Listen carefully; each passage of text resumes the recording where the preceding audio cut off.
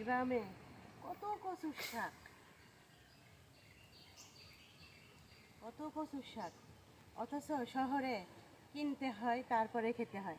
আর আমার বাড়ির সামনেই কত কচু, এগুলো কচু কিন্তু খাওয়া যায়, ভালো কচু।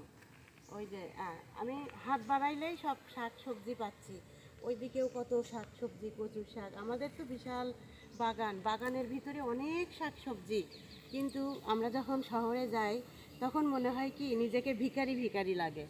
আর এখানে কত কিছু আমরা মাছ মাংস, শাক সবজি, কত সুন্দর একটা পরিবেশ। আসলে গ্রামের পরিবেশটাই অন্যরকম, আপনি হাতের কাছে সব কিছু পেয়ে যাবেন।